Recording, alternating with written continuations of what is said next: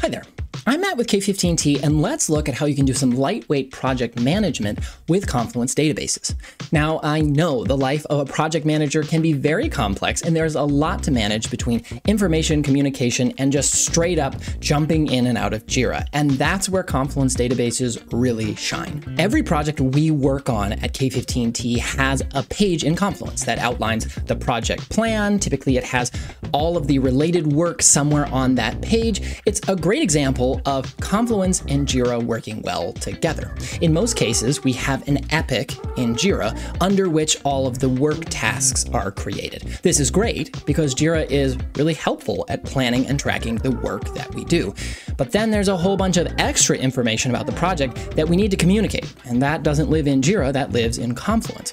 With a database, we can really easily connect those two things as things are moving throughout the project lifecycle. There are a few different ways we easily use information between Jira and Confluence. For example, here you can see a page for something the team is collaborating on for this particular project. You can see that I have a Jira issue link field type in the database that connects to the actual task for the work in Jira.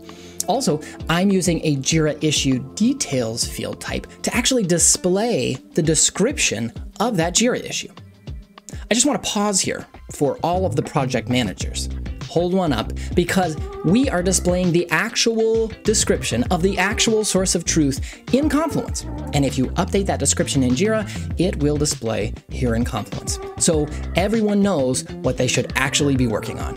Also, really quick, if you use Confluence throughout your week, you might be interested in our weekly dose of Confluence email newsletter that you can get in your inbox every Friday, which breaks down Confluence news, best practices, and videos that you can use to increase your Confluence skills. So maybe check that out. Otherwise, let's get back to it. So you can see that Jira is still the place where you plan and manage your work, but the information flows perfectly into Jira where you're actually doing the work. Now, if I've moved down on this particular page, you can see another example of how databases are really useful throughout projects, because you might not need a huge database. You might be doing something simple, like maybe making a list.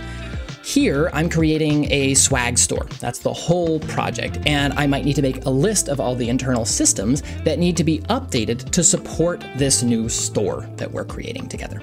In this case, we're not planning work in Jira, we're just organizing some ideas in a way that we need to be able to reference quickly. Databases are great for little use cases like this as well. We're using different field types here to make this list really powerful. So there is a number field type, which we just use to add a numeric priority for each system. We're using a tag field type here so that we can quickly note which team owns that system.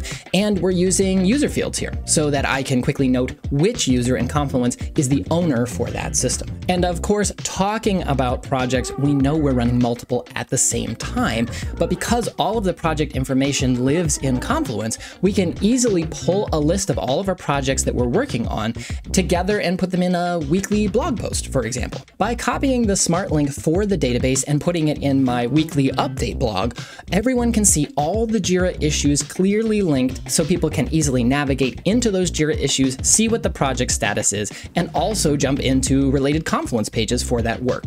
Again, we display the right information from both Confluence and Jira so that everything is up to date and accurate. Now, this is just project management with Confluence Databases. There is so much more you can do with Confluence, so jump into another video in this series as we continue to explore how to use Confluence to share what you do best.